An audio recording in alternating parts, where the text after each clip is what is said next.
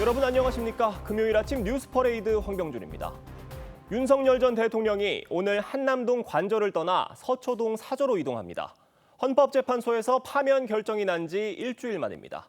경찰은 윤 전 대통령이 이동할 때 교통을 통제하고 사저 주변 경비를 강화할 예정입니다. 서초동에 나가 있는 취재기자 연결해 보겠습니다. 변정현 기자, 이 시각 사저 주변 상황 어떻습니까? 네, 윤석열 전 대통령은 오후 5시쯤 한남동 관저에서 나와 이곳 서초동 사저로 올 예정입니다. 10시간도 채 남지 않았습니다. 오늘 사저 근처에서 윤 전 대통령 지지자 등 집회가 열릴 전망이어서 사저는 외부인 출입이 통제되고 있는 모습입니다. 서초동 사저는 윤 전 대통령이 취임 초 6개월가량 출퇴근했던 곳으로 자택으로 돌아오는 건 이후 약 2년 5개월, 886일 만입니다. 대통령 경호처는 약 40명 규모의 사저팀을 편성해 경호를 준비 중인 것으로 알려졌습니다. 윤 전 대통령은 대통령 경호법에 따라 앞으로 최대 10년까지 대통령 경호처의 경호를 받을 수 있습니다. 서초동 사저는 이전에도 윤 전 대통령이 머물렀던 곳이어서 경호에는 큰 어려움이 없을 거라는 전망입니다. 다만 주상복합 아파트여서 주민 불편이 있을 수 있다는 점을 고려해 윤 전 대통령이 추후 거처를 옮기는 방안도 검토되는 것으로 전해졌습니다. 일부 보수단체와 윤 전 대통령 지지자들은 사저 인근에서 집회를 예고한 상황입니다. 다만 사저 바로 앞은 법원으로부터 100m 이내여서 집회가 제한되기 때문에 이들 집회는 교대역 앞으로 신고됐습니다. 윤 전 대통령은 사저에 머물며 내란 혐의 재판 등을 본격 준비할 전망입니다. 서초동 사저 앞에서 TV조선 변정현입니다. 국민의힘은 조기 대선 후보를 선정할 경선 규칙을 확정했습니다. 당 선관위는 오늘 2차 회의를 열고 세부 방식을 논의할 예정인데 국민의힘 후보는 10명 안팎에 달할 전망입니다. 최수용 기자입니다. 6월 3일 조기 대선을 앞두고 국민의힘 후보로 출사표를 던진 한동훈 전 대표. 이런 결정적인 시기에 위험한 사람이 대통령이 되고 괴물 정권이 탄생해서 나라를 망치는 것을 막아야 합니다. 오늘은 나경원 의원이 오후 2시 국회 본관 앞에서 대통령 선거 출마를 선언합니다. 나 의원은 언론 공지를 통해 국민과 나라를 지키기 위해 처절하고 절실한 마음으로 대선에 출마한다고 밝혔습니다. 이에 따라 국민의힘 경선 후보는 김문수 전 고용노동부 장관과 안철수 의원, 오세훈 서울시장, 홍준표 대구시장 등 10명 안팎에 이를 전망입니다. 국민의힘은 이 가운데 1차 예비 경선에서 후보 4명을 추리고 다시 1대1 구도로 2차 경선을 벌이기로 했습니다. 1차 경선은 국민 여론조사 100%, 이후엔 여론조사 50%, 당원 투표 50%로 진행하는데 1차에서 과반 득표자가 나오면 2차 경선은 하지 않습니다. 국민의힘 경선선거관리위원회는 오전 10시 반 여의도 당사에서 2차 회의를 열 예정입니다.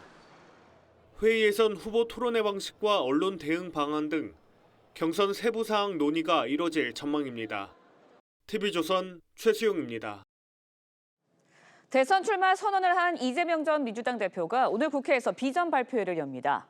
민주당은 경선 규칙 확정을 위한 회의를 열었지만 아직 결론을 내지 못했는데 당원 표심 반영 비중을 더 높이는 국민 참여 경선 도입도 고심 중인 것으로 전해졌습니다. 이채림 기자가 보도합니다. 이재명 전 민주당 대표는 출마 선언 영상에서 경제 성장과 실용주의를 강조했습니다. 빨간색이냐 파란색이냐가 아니라 어떤 게 더 유용한지가 최고의 기준이 돼야 한다며 먹고 사는 문제가 제일 중요하다면서 이른바 잘사니즘을 재차 띄웠습니다.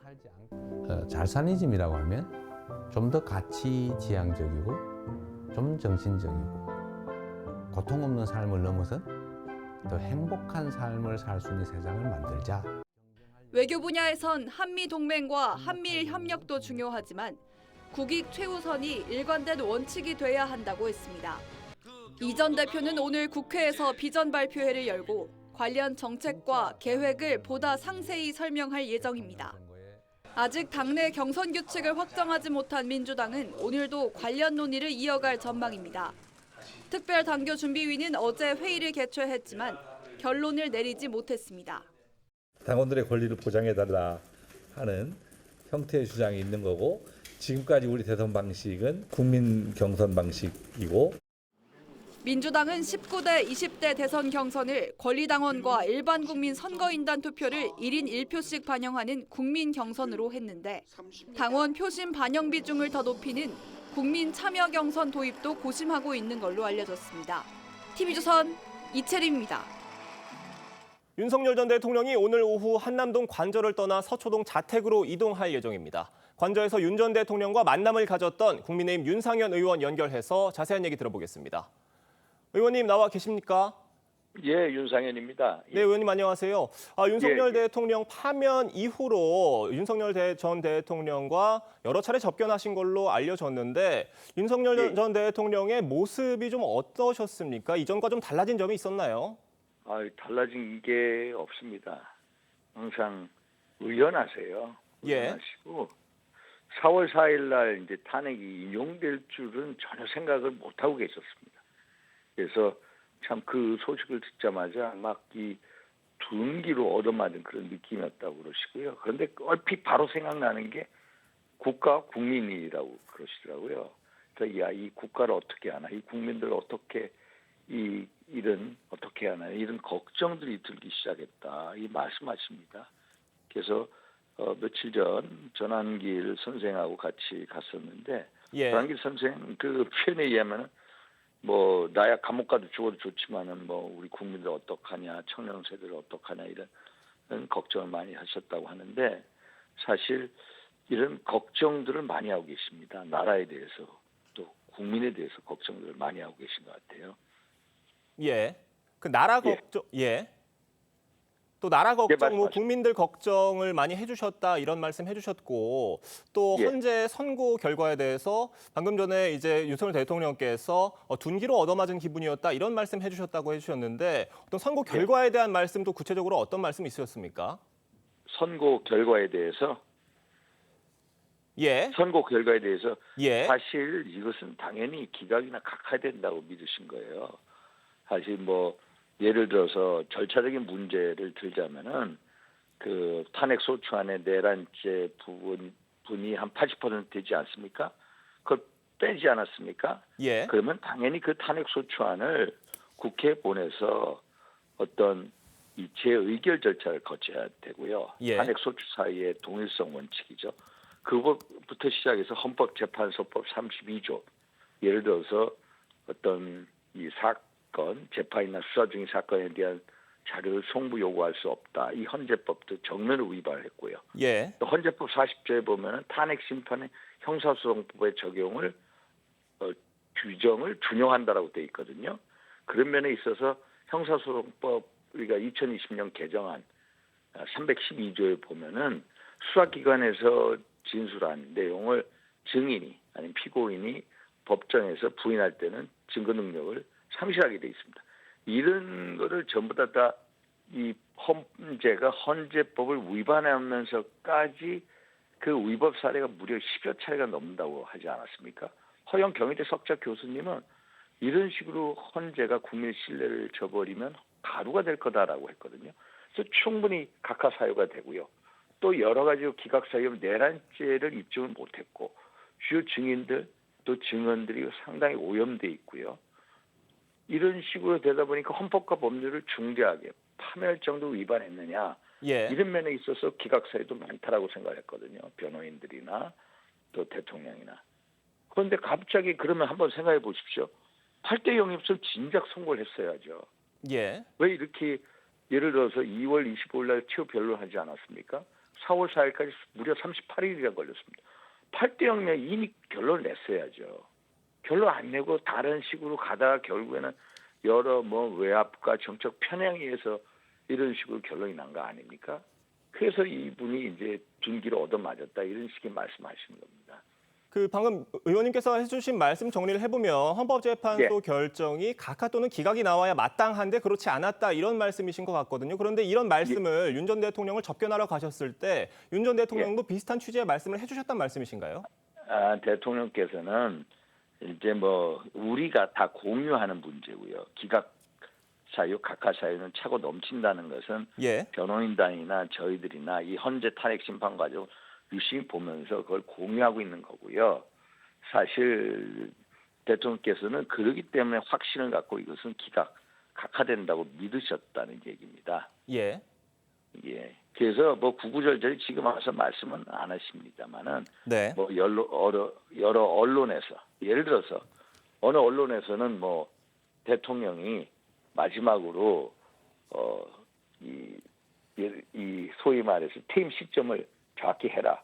올 12월까지 해라. 예. 또 어떤 사람들은 예를 들어서 내년 6월 지방선거까지 해라라고 해서 대통령 주변에 있는 사람들을 통해서 여러 의견 제시가 있었습니다. 네. 그러니까 그걸 지금 와서 판단해 보면 그게 헌재분들에서 나온 것 같아요. 어떤 소위 말해서 사퇴 시점을 정확하게 뭐 올 12월 내년 6월 이런 식으로 정리해 준다면은 기각시키고 아니면은 인용한다라는 어떤 메시지를 간접적으로 전달하지 않았나 하는 그런 느낌이 듭니다. 그래서 이것은 한마디 정치적 결정이다. 저는 예. 그렇게 보고 있습니다. 알겠습니다. 지금 예. 네, 의원님. 예, 지금 의원님께서 이제 말씀하세요. 윤석열 전 대통령 접견 당시의 뭐 내용과 상황에 대해서 말씀해 주셨는데 윤 전 대통령님께서 이제 의원님을 포함해서 다른 의원님들과 또 인사들을 만난 사실들이 이렇게 알려지면서 관저 정치에 나섰다 이런 얘기들이 나오는데 이에 대해서 어떻게 생각하시는지 궁금하고 윤 전 대통령이 오늘 이제 관저를 떠나서 사저로 이동하지 않습니까? 사저에서 사저로 간 이후의 행보는 어떻게 할 것으로 보시는지도 궁금한데요. 이 관저 정치는 아니고요. 사실 이분은요.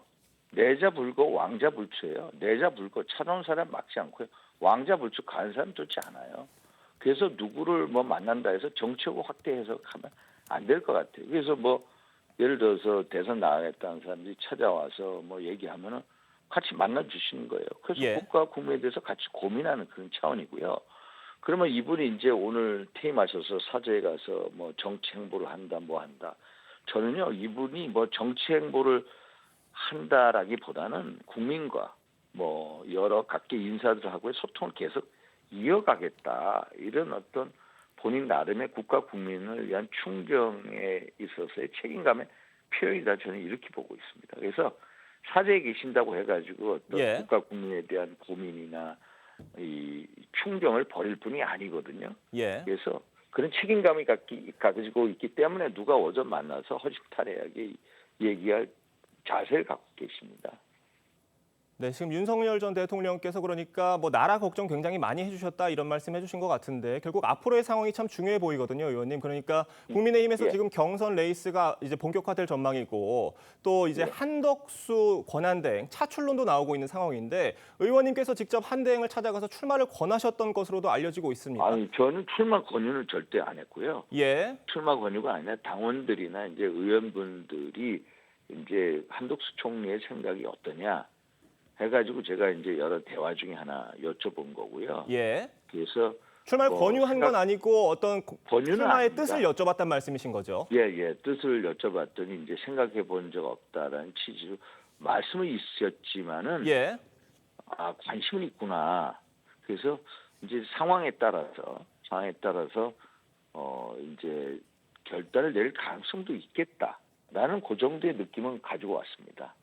그러니까 뜻은 없다고 말씀을 주셨는데 그 말 속에 어떤 뉘앙스를 의원님께서 느끼신 부분이 있으셨단 말씀이신가요? 왜냐면 이분이 이제 오랫동안 이제 좀 공무원 직분이 있으신 분 아닙니까?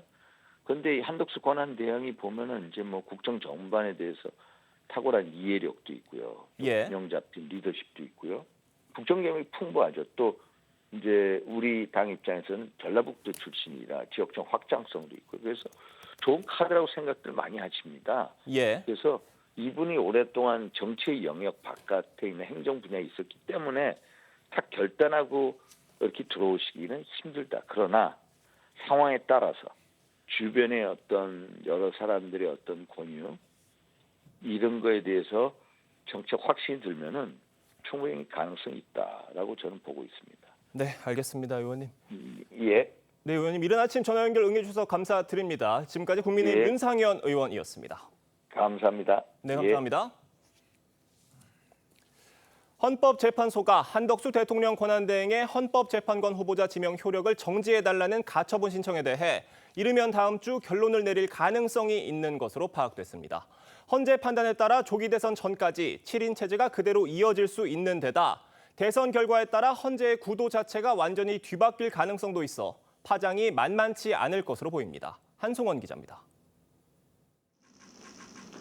헌법재판소는 한덕수 권한대행이 헌법재판관 후보자를 지명한 건 위헌이라며 제기된 헌법소원과 효력정지 가처분 신청 사건에 주심을 배당하며 본격 심리 절차에 들어갔습니다. 무작위 배당을 통해 마은혁 재판관이 주심을 맡게 됐습니다. 관련 TF를 꾸린 마 재판관은 오는 15일 평의에서 사건 쟁점 보고를 진행할 예정인 것으로 파악됐습니다. 사건 쟁점 보고는 사건의 쟁점들을 재판관 전원이 공유하는 절차입니다. 가처분 사건의 특성상 곧바로 판결로 이어질 수도 있는데 문영배, 이미선 재판관이 퇴임하는 오는 18일 전에 결론이 나올 가능성도 있습니다. 가처분은 본 사건보다 심사 기준이 상대적으로 낮고 재판관 9인 가운데 과반인 5인 이상만 동의하면 인용됩니다. 이럴 경우 헌법소원 판단이 내려지기까지 한 대행의 후보자 지명 효력은 정지됩니다. 헌재 심리 속도에 따라 조기 대선 전까지 효력 정지가 지속될 가능성도 배제할 수 없습니다. 헌재는 또 가처분 사건이 진행 중이라는 이유로 한 대행이 지명한 후보자들의 인사청문회 준비팀 역시 꾸리지 않은 것으로 파악됐습니다. TV조선 한송원입니다.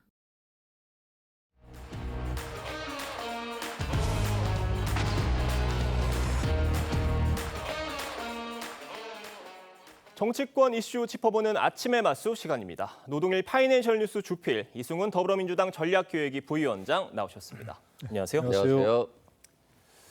윤석열 전 대통령이 오늘 관저를 떠나면서 지지자들을 향한 메시지를 내놓을지 주목이 되고 있습니다. 메시지를 내놓을 것으로 보시는지, 내놓는다면 어떤 내용 담길지 예측 어떻게 하시나요?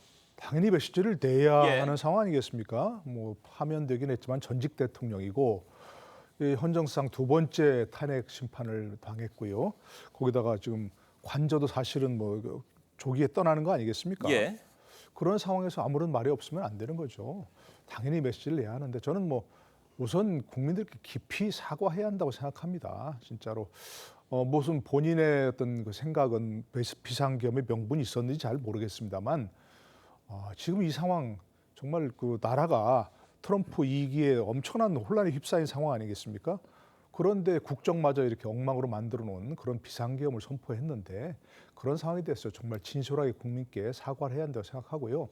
그러나 정치적으로 해석될 수 있는 메시지는 좀 자제하는 게 필요하다 생각합니다. 예. 지금 조기 대선을 앞두고 있는데 지금 여러 가지 아까 윤상현 의원과 얘기를 나눴습니다만 국민의힘에서는 여러 가지 딜레마 아닙니까 지금 윤석열 대통령과 관계를 가깝다고 할 수도 없고 멀다고 할 수도 없고 좀 그런 상황이기 때문에 정치적으로 이번 대선과 관련돼서 해석할 수 있는 그런 것들은 좀 자제하는 게 바람직하다 이렇게 생각합니다. 네, 지금 말씀도 해주셨고 저희가 조금 전 같이 들어봤지만 윤상현 전 의원 포함해서 윤석열 전 대통령이 여러 정치인들과 인사들을 관저에서 만난 것으로 알려졌는데 이런 부분에 대해서는 어떻게 평가하십니까? 만난 건 자유지만 윤석열 전 대통령이 이런 분들을 만난다고 해서 국민에겐 도움이 안 되겠죠. 그리고 국민의힘에는 도움이 되느냐? 저는 되지 않는다고 봐요.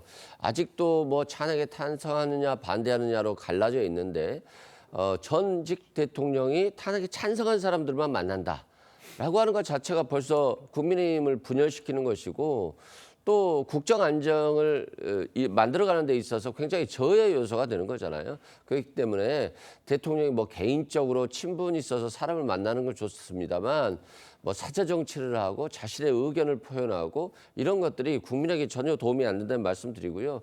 나는 감옥 가도 됐지만 국민은 어떡하냐라고 하면서 나라를 걱정하신다라고 하는데 예. 본인만 감옥에 안 갔고요. 국민들은 많이 걱정하고 계십니다. 그래서 이제는 조금 정상적인 나라를 만드는 데 있어서 윤석열 대통령이 조금은 정치와 멀어졌으면 좋겠습니다. 네, 지금 윤석열 전 대통령이 오늘 서초동에 앞으로 서초동에 머물면서 내란 혐의 형사 재판을 받게 되는데 이 불소추 특권이 사라지면서 윤 전 대통령 관련 수사에 속도가 붙을 거다 이런 관측도 나오고 있습니다. 이 부분에 대해서 어떻게 판단하세요? 네, 당연한 얘기겠죠. 대통령을 현직을 유지하고 있다면 예. 있어도 내란죄에 대한 수사는 받을 수 있었고요. 소추는 됐고 또 이제 계속 재판을 진행 중인데 아무래도 현직 대통령이라면 그런데 굉장히 좀 뭔가 장애가 있지 않겠습니까? 쉽게 소환하기도 어렵고. 예. 그렇지만 이제 전직 대통령이 되었으니까 그 문제도 아무런 장애물이 없을 거고요. 또 뭐 기타 여러 가지 무슨 뭐 이른바 명태균 의혹 관련해서 뭐 공천 개입 의혹이라든지 또 뭐 상황 진전에 따라서는 어떤 얘기가 나올지도 모르죠. 그러나 그런 것에 대해서는 일단 뭐 대통령이라는 그런 어떤 큰 방패막이 사라졌기 때문에 뭐 쉽게 기소하고 수사하고 기소하고 재판하는데 아무런 지장이 없을 것으로 보입니다. 네, 지금 경호처에서는 김성훈 차장의 사퇴를 요구하는 직원들의 연판장이 돌았다고 하는데 이게 경호처 역사상 처음이라고 합니다. 이 부분 어떻게 보세요? 그렇죠. 역사상 처음이고 또 하루 만에 굉장히 200명 이상 모였다고 해요. 오늘까지 합치면 한 400명 이상 모일 거라는 예상이 있는데 절반 이상이 지금 반대를 하고 있거든요. 결국 경호처장이 자꾸 이런 정치적으로 경호원들을 이용했다라고 하는 측면에서는 참 자괴감이 있고요. 또 한번 경호차장이 한번 생각해 보시죠. 대통령 생일에 하늘에서 내려주신 대통령, 뭐 50 몇만 시간 동안 오직 국민만 생각한 시간 이렇게 찬양하지 않았습니까? 결국 국민이 찬양을 받아야 되는데 대통령이 왕처럼 찬양을 받았기 때문에 예. 결국 나라가 굉장히 망국의 길로 갔다 이런 생각이 들고요. 경호처도 정상화되고 또 국민도 국가도 정상화되는 그것이 곧 이번에 조기 대선 과정에서 차기 대통령이 당선이 돼서 빨리 국정 안정, 민생 경제를 챙기는 그리고 모든 것이 정상화되는 그런 시기가 빨리 와야 할 것 같습니다. 네, 알겠습니다. 계속해서 54일 앞으로 다가온 조기 대선 관련 이야기 본격적으로 해보겠습니다. 민주당 이재명 전 대표가 어제 영상으로 공식 출마 선언을 했습니다. 목소리 들어보겠습니다. 그 길고 깊은 겨울을 결국은 우리 국민들이 깨고 나오는 중이잖아요. 아마 겨울이 깊었던 것처럼 봄은 더 따뜻하겠죠. 따뜻한 봄날을 한번 꼭 만들었으면 좋겠습니다. 진짜 대한민국. 그리고 그 대한민국은 대한국민이 만들어가는 거죠. 그 대한국민의 훌륭한 도구, 최고의 도구 이재명이 되고 싶습니다. 그러니까 훌륭한 도구, 최고의 도구가 되고 싶다 이런 내용도 눈에 띄고 이재명 지금 대표의 옷 색깔도 조금 눈에 띄는 것 같아요. 베이지색을 입었는데 좀 어떻게 보세요? 색깔을 좀 빼려는 게 아닌가 이런 생각도 들거든요. 글쎄 저건 뭐 대선 출사표가 아니라 뭐 이미지 메이킹 아니겠습니까? 예. 지금 말씀하신 대로 뭐 베이지색 그 니트를 입고 보통 예. 이제 양복을 입거나 뭐 네. 했는데 그런 거 하지 않고 뭐 부드러운 모습을 보이려고 한 것 예. 같고요. 그다음에 보통 파란 색깔 옷을 입고 그런데 이제 뭐 색깔도 베이지색이고 이른바 뭐 무해한 색깔이 베이지색이라고 하는 거죠, 그렇죠? 예. 빨간색도 아니고 파란색도 아니고 그런 것 같고 또 뭐 워낙 표정도 그렇고 모든 상황이 좀 여유 있는 표정 아니겠습니까? 여유 있는 상황이고. 예. 뭐 아까 그 잠깐 뉴스에 나왔습니다. 민주당에서 지금 아직 경선 규칙을 정하지 못하고 있다고 하는데 그게 어려운 점 아니겠습니까? 이재명 대표를 그냥 기정사실로 할 수도 없고 경선을 하긴 해야 하는데 그렇다고 뭐 경선이 의미가 있는 거라고 누구도 생각하지 않고 있기 때문에 뭐 그런 여유가 좀 보이는 것 같고요.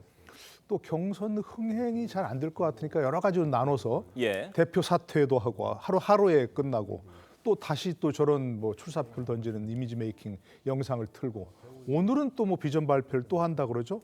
뭐 그런 걸 이어가는 걸 보면 결국은 그것이 결국 이재명 대표의 예. 추대를 위한 이른바 추대를 위한 그런 어떤 잘 짜여진 절차 아니겠는가 이렇게 생각합니다. 네, 지금 이재명 전 대표가 또 뭐 빨간색이든 파란색이든 중요하지 않다. 지금 실용주의가 중요하다 이런 얘기를 했는데 이게 지금 앞서 보여왔던 이재명 대표의 어떤 우클릭 행보와도 연결이 되는 어떤 발언인 것 같거든요. 결국 근데 이렇게 됐을 때는 이재명 전 대표의 이런 발언들이나 그런 움직임들이 강성 지지층, 전통 지지층들의 어떤 또 반발을 살 수 있는 그런 우려도 좀 있는 게 아닌가 싶거든요. 어떻게 보십니까? 그러지는 않을 것 같아요. 뭐 윤석열 대통령이 너무 이념에 집착해서 예. 야당이나 야당 지지자들 반국가 세력 이런 정도로 몰아붙였기 때문에 지금은 통합의 방점이 있는 것이고 그런 예. 관점에서 이재명 대표가 중도다 또는 보수다 실용주의다 그리고 일단 잘 살아야 된다라고 하는 잘 사는 이 집을 강조하는 것들은 무엇보다 이념보다도 국민의 삶이 가장 중요하다는 것이기 때문에 그런 관점에서 접근을 하고 있어서 민주당 적극 지지자들이 뭐 이걸 가지고 비판한다라고 하기에는 현실이 굉장히 녹록지 않고요. 지금은 통합, 유능, 경제 이런 것들의 방점이 찍혀 있다라고 보시면 될 것 같습니다. 네, 알겠습니다. 국민의힘 대선 주자들의 출마 선언도 속속 이어지고 있습니다. 한동훈 전 대표는 국회 본관 앞에서 출마를 선언하면서 40분 넘게 자신의 포부를 밝혔습니다. 그 모습 보겠습니다. 괴물 정권이 탄생해서 나라를 망치는 것을 막아야 합니다. 제일 먼저 국민과 함께 계엄을 막겠다고 한 사람, 저 한동훈이 맞서야 합니다. 자신의 권력을 위해서라면 나라의 운명도 내버릴 수 있는 위험한 정치인과 그를 맹신하는 극단적 포퓰리스트들로부터 우리의 미래를 지켜야 합니다. 그러니까 이재명 전 대표가 정권을 잡으면 괴물 정권이 될 것이다. 그 괴물 정권을 막아야 된다. 적임자는 나다. 이렇게 얘기를 했습니다. 어떻게 들으셨어요? 글쎄요, 뭐 어제 한 40분 넘게 굉장히 오래 얘기했는데 예. 뭐 저것만 들으면 그야말로 반 이재명만을 구호로 내세우겠다 이렇게 생각하는 것 같지 않습니까? 근데 뭐 이재명 전 대표를 반대하는 거 물론 이제 뭐 이재명 대표 위험성을 강조하고 이재명 전 대표가 대통령까지 차지하면 예. 지금 거대 야당 현재 민주당이 거대 정당인데 뭐 어떤 상황이 되겠느냐 이래서 이제 괴물이라고 표현한 것 같습니다. 네. 뭐 그건 당연히 지적을 해야 되지만 그렇다고 해서 선거를 반 이재명만으로 치를 수 있는 건 아니지 않습니까? 뭐 본인의 비전은 나름대로 얘기한 것 같습니다. 뭐 시대 교체, 뭐 세대 교체 얘기하는데 보통 그게 아니라 이제 시대 교체를 얘기하지 않습니까? 서태지를 얘기 들면서 예. 사실 우리가 잘 기억하지만 뭐 서태지라고 하는 것은 그 이전의 음악과 그 이후의 음악이 엄청나게 달라진 그런 상황 아니겠습니까? 예. 뭐 무슨 대통령이란 말도 했었죠. 서태지에 대해서 뭐 그런 얘기니까 뭐 그런 시대 교체를 얘기한 것 같고요. 앞으로 이제 뭐 이재명 대표에 대한 반감을 부추기는 것도 반 이재명 대표를 저희 선도라고 하는 것도 강조해야 되겠지만 그것만으로는 부족하니까 본인이 과연 이 대한민국을 위해서 이 비상한 위기에 처한 대한민국을 위해서 어떤 일을 할 것인지 그 비전을 제시하는 것이 예. 더 중요하다고 생각합니다. 민주당에서는 한동훈 전 대표의 출마 선언 어떻게 들으셨습니까? 일단은 뭐 우리 과거 2조 심판론 있잖아요. 예. 이재명 조국 심판론이 전혀 먹히지 않았잖아요. 총선 때 말씀하시는 그렇죠. 예. 총선 때. 이번에도 마찬가지예요. 괴물 정권 하니까 이재명 대표가 생각나지 않고 야당이 생각나지 않고 윤석열 정부가 생각난다는 말입니다. 그리고 또 계엄을 막은 것 자체에 대해서는 뭐 잘했다라고 보는 것이지만 또 국민의힘 내부에서는 탄핵 찬성이냐 반대냐에 있어서 논란이 있다는 점이고요.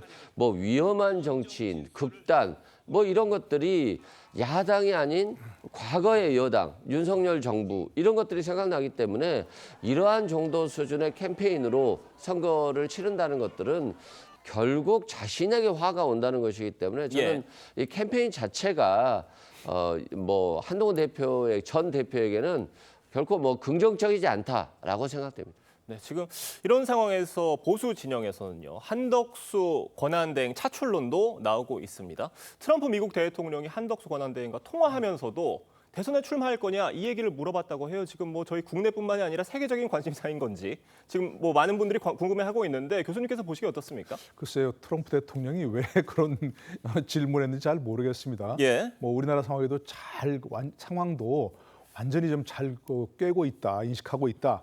뭐 그렇게 걸 봐야 되는 건지. 네, 그게 합리적일 것 같습니다. 예, 아니면 정말로 한대행 출마해서 궁금한 건지 잘 모르겠는데요. 뭐 선거는 보통 이제 뭐 구도, 인물, 정책 이런 게 이제 이슈가 된다고 하지 않습니까? 예. 그중에 제일 중요한 게 구도라고 얘기하는데 지금의 구도는 국민의힘에 절대적으로 불리하지 않습니까? 비상계엄을 했고 탄핵이 되었고 탄핵이 인용되어서 조기 대선이 되어지는 그런 상황이기 때문에 뭐 국민의힘 정치인이 아닌 다른 사람이라는 뭐 그런 것도 하나의 매력일 수 있는 것이고 물론 한대행이 윤석열 정부에서 일을 하긴 했지만 역대 뭐 보수 진보 모든 정권에 중용된 그런 인물 아니겠습니까? 네. 그런 점에서 뭐 그런 메리트 좀 긍정적인 측면이 있는 것이고 또 아까도 잠깐 윤상현 의원도 얘기했지만 또 호남 출신이라는 점도 예. 뭐 국민의 모습 매력 있는 그런 부분이긴 하죠. 물론 한덕수 권한대행이 권한대행자를 떼고 오늘이라도 대통령하면 너무 잘하실 뿐이죠. 예. 좀 안정적으로 잘하고 있지 않습니까? 더더구나 현재 가장 중요한 미국과의 통상, 경제 문제 예. 이런 것들에도 전문가일 수 있고 그렇기 때문에 어쨌든 뭐 그런 얘기가 나오긴 하지만 현재 국민의힘에서 20명 이상 뭐 나온다고 하지 않습니까? 그런 분들을 제쳐놓고 국민의힘 내부에서 한덕수 대행 출마를 서로 얘기하는 건 저는 그분들을 완전히 뭐 바보로 만들어버리는 그런 우스운 얘기죠. 저는 네. 바람직하지 않다고 생각합니다. 지금 만약에 한덕수 권한대행이 출마를 한다고 한다면 권한대행의 자리를 스스로 내려놓아야 되는 상황인데 만약에 그렇게 한다면 그건 굉장히 부담이 크기 때문에 그러기 어려울 거다라는 분석이 많은 상황이고요. 이런 상황에서 민주당에서는 한덕수 권한대행 재탄핵 목소리가 나오고 있는 상황인데 만약에 재탄핵을 하게 된다면은 결과적으로 한덕수 권한대행의 선택지를 넓혀주는 결과가 될 것이다. 이런 분석들이 있습니다. 이건 어떻게 보십니까? 그렇죠. 한덕수 대행 입장에서 보면 지금 조기 대선을 관리해야 되고 국정을 책임져야 되는 건데 갑자기 출마한다고 나갈 수가 없잖아요. 너무 무책임하고 무능해 보이기 때문에 결국 민주당의 탄핵을 원할지는 모르겠어요. 그런데 한덕수 대행 탄핵에서 민주당이 얻을 게 없잖아요. 또한 국민이 얻을 게 없잖아요. 그렇기 때문에 필요성이 없다. 차라리 빨리 조기 대선을 치러서 이재명의 민주당 뭐 이런 것들이 완성될 수 있는 거잖아요. 정권이라는 게. 예. 그런 측면에서는 좀 기다릴 필요성이 있겠다 싶고요.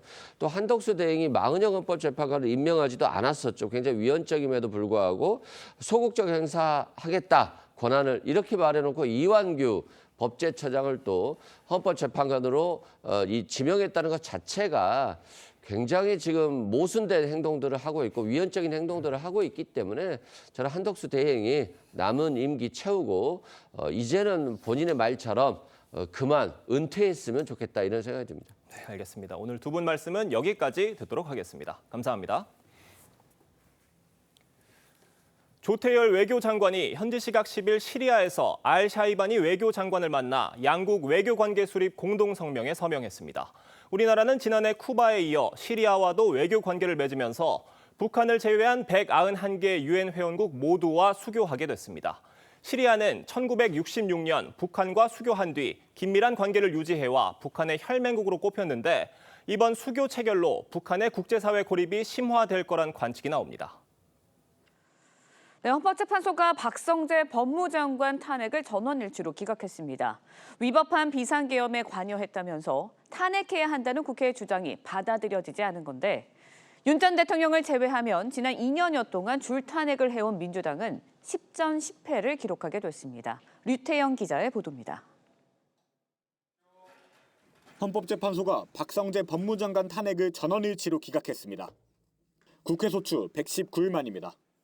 지금 시각은 오후 2시 11분입니다. 주문 이 사건 심판 청구를 기각한다. 국회 측은 박 장관이 비상계엄 당시 윤 전 대통령을 말리지 않고 다음 날 안가회동에 참석해 계엄에 가담했다고 주장했지만 비상계엄에 대하여 목숨 걸고 적극적으로 반대하였다는 얘기는 지금까지 명확히 드러나지 않고 있습니다. 헌재는 받아들이지 않았습니다. 지난해 12월 박 장관이 야당 의원을 노려보며 국회 본회의장을 퇴장했다는 사유 역시 위법성이 없다고 판단했습니다. 국무위원이 국회 본회의에서 표결이 마감될 때까지 퇴장해서는 안 된다는 법령상 의무는 없으므로 국회의 자료 제출 요구에 응하지 않은 건 국회 증언감정법 위반이라고 봤지만 적극적 의도가 없었다며 파면할 만한 사유가 아니라고 결정했습니다.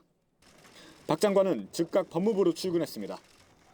제가 탄핵 소추를 당할 만한 잘못을 했다고 생각하지 않고 이로써 윤 전 대통령을 제외하면 지난 2023년 2월부터 민주당이 주도해 통과시킨 탄핵 소추 중 결론이 난 10건은 모두 기각됐습니다.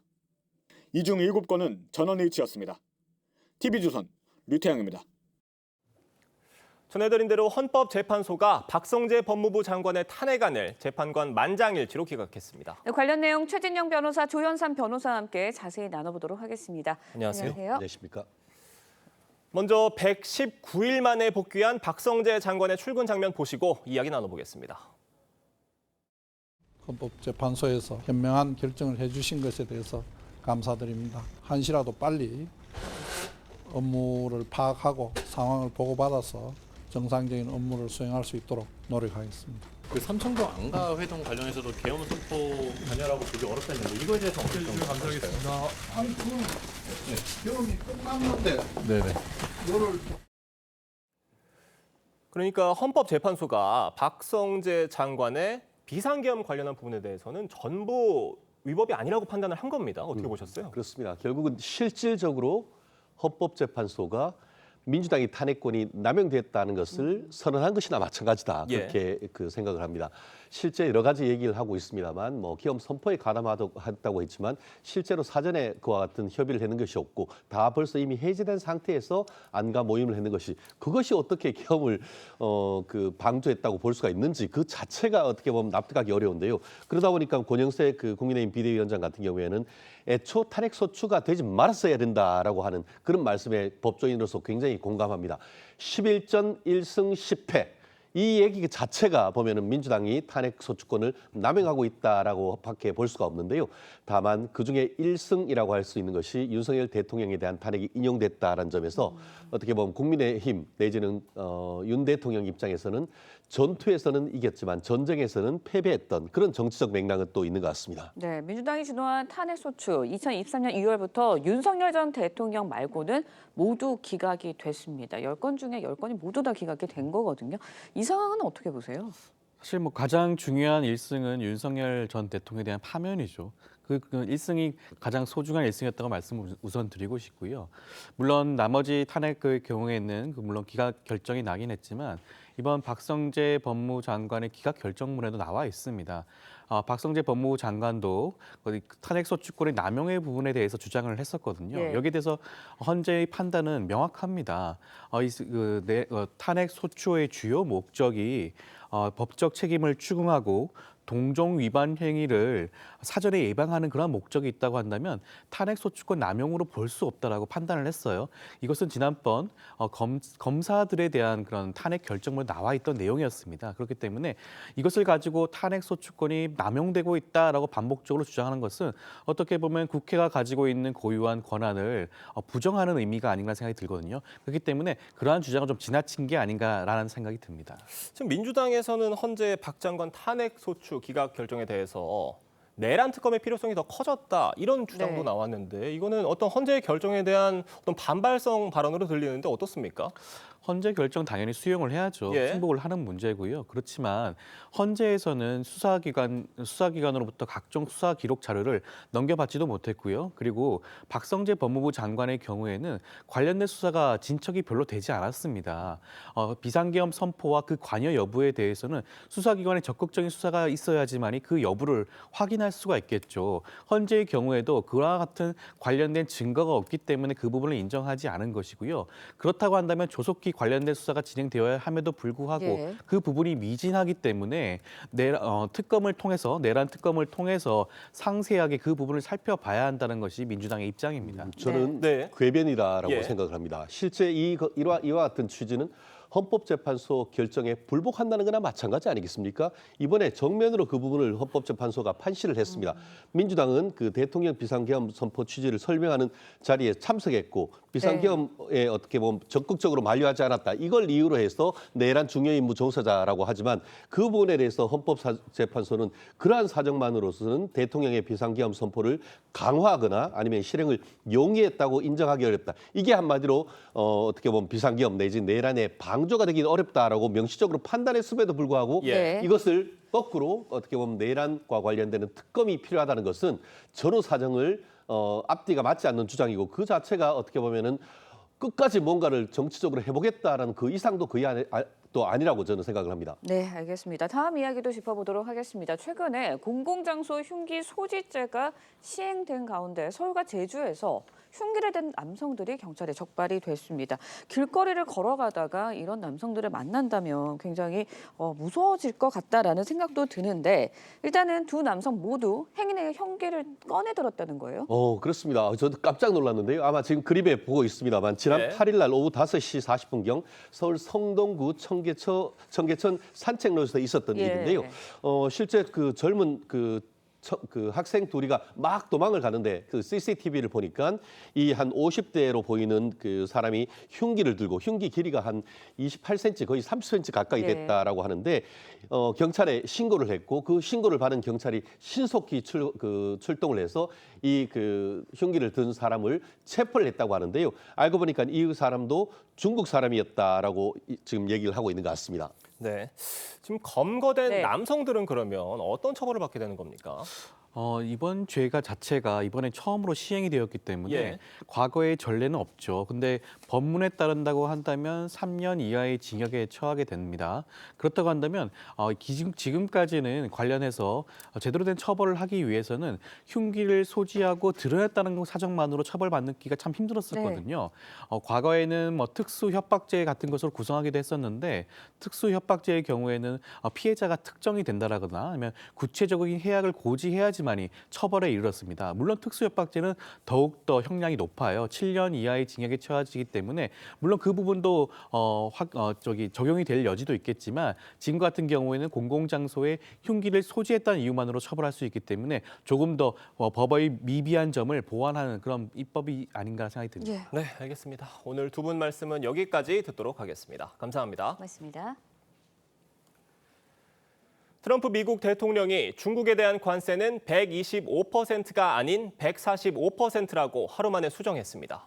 네, 백악관도 함께 관세율이 145%가 맞다고 확인하면서 대중 압박 수위를 끌어올렸는데요. 하지만 중국과 다시 대화를 원한다며 협상의 여지는 남겨뒀습니다. 이루라 기자의 보도입니다.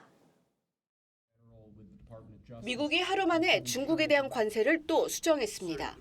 백악관이 현지 시간 10일 공개한 행정명령에 따르면 이날 발효된 중국에 대한 상호 관세율은 총 125%로 돼 있습니다. 하지만 앞서 2월 트럼프 대통령이 미국으로 유입되는 중국산 펜티닐 원료를 문제 삼아 20% 관세를 부과한 것까지 포함하면 관세율은 총 145%가 됩니다. 백악관 관계자는 트럼프 2기 정부 출범 후 중국산 수입품에 부과한 합계 관세율은 145%가 맞다고 언론에 밝혔습니다. 트럼프 대통령은 대중 관세율을 끌어올리는 등 중국을 압박하는 한편 대화 여지를 시사했습니다.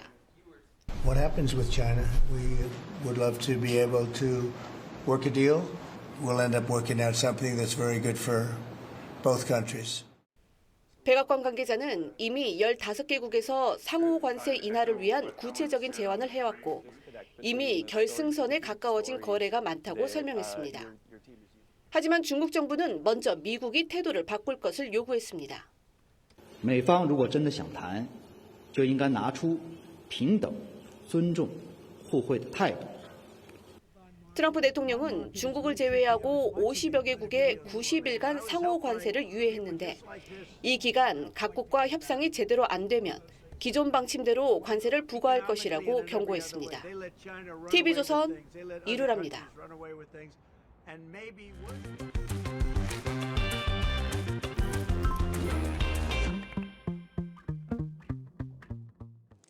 네, 화제 이슈 콕 집어서 파헤쳐봅니다. 아침의 픽 시작합니다. 서울시가 강남 3구와 용산 일대 아파트를 토지거래 허가 구역으로 재지정한 가운데 서울 집값 상승폭이 한풀 꺾인 것으로 나타났습니다. 관련 내용 이인철 참정경제연구소장과 함께 자세히 짚어보도록 하겠습니다. 안녕하세요. 네. 일단은 뭐 서울 아파트 매매 가격 상승세 이어가는 분위기였는데 토지거래 허가제 다시 재지정되고 나서는 일단은 한풀 꺾인 듯한 모습이에요. 그렇습니다. 이 정부 정책에 맞서지 마라라는 격언이 있는데요. 토지거래 허가구역 이제 확대 지정 여파로 인해서 서울 집값 상승폭이 줄면서 숨고르기 국면에 진입을 했습니다. 서울 집값은 3월 셋째 주가 정점이었는데요. 이후에 이제 규제 지역이 확대 제정된 이후에 집값 상승세가 한풀 꺾이면서 거래도 한산합니다. 네, 저희가 그런데 토지거래 허가 구역 여기가 제정이 되면서 그 인근으로도 이제 풍선 효과처럼 퍼지는 거 아니냐 이런 우려도 있었는데 그 인근으로도 일단은 가지는 않은 것 같아요. 맞습니다.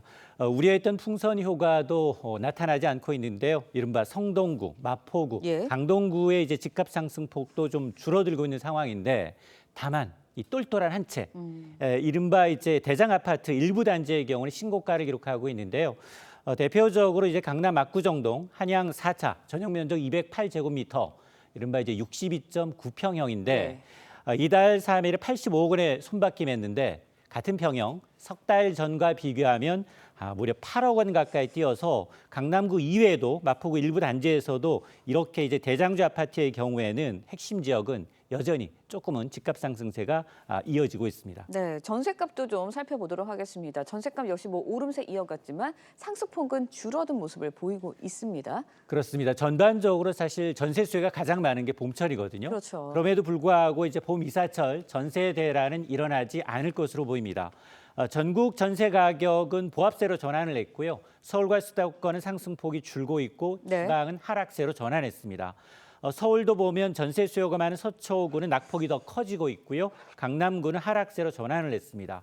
송파구, 강동구도 상승률이 둔화되면서 대부분의 이제 인기 단지 경우에는 역세권 그리고 학군지, 대단지인데 여기는 이제 임차 수요가 이어지다 보니까 상승 거래로 이제 계약이 체결되고 있지만 준공이 좀 오래된 이런 아파트의 경우에는 구축의 경우는 전셋값이 내리고 있기 때문에 서울 지역의 전셋값 상승폭은 전반적으로 둔화되고 있습니다. 네, 그렇다면 지금 이제 실수요자들, 내 집 마련 준비하고 계시는 분들은 이 시기에 내가 혹시 집을 마련할 수 있지 않을까 이런 생각도 하실 수도 있을 것 같습니다. 어떤 조언 해주실 수 있을까요? 맞습니다. 당분간 이런 숨고르기 장세가 예상이 됩니다. 그렇기 때문에 실수요자분들은 관심 지역의 시장 상황을 먼저 파악하는 게 중요하고요.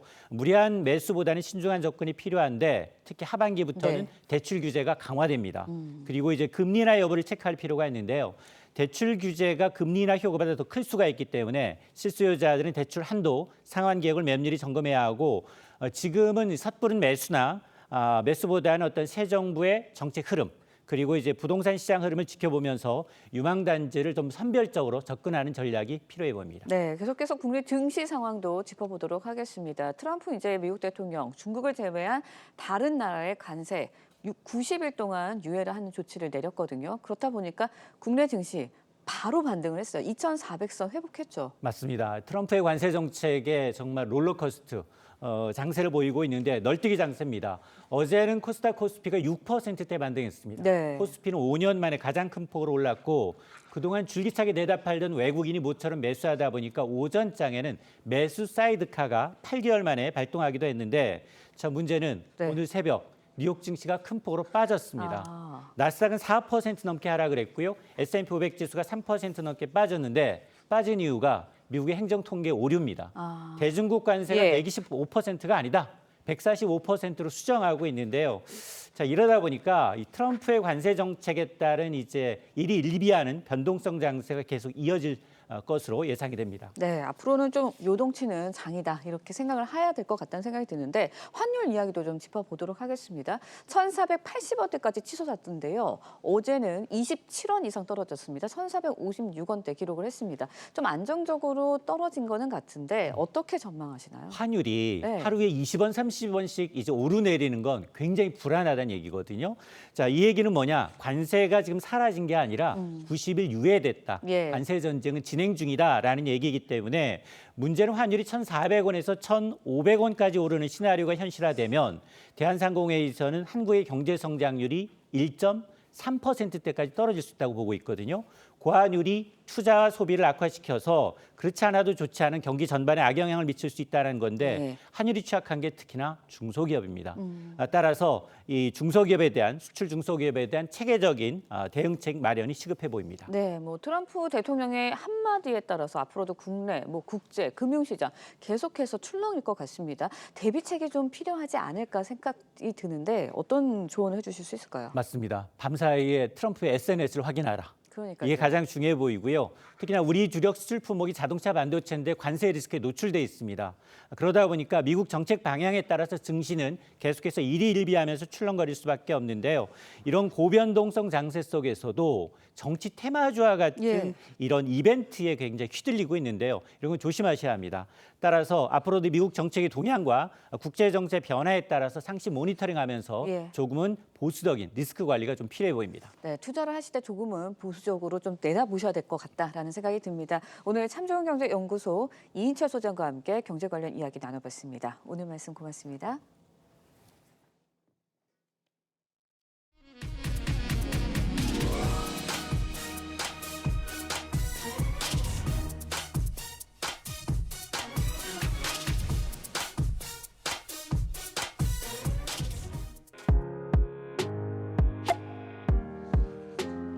네, 렌즈에 담긴 그 순간 그 의미를 짚어보는 시간이죠. 사진 기자가 선택한 아침의 한 장입니다. 오늘은 조선일보 사진부 오종찬 기자와 함께합니다. 안녕하세요. 오늘 아침에 볼 사진 어떤 건가요?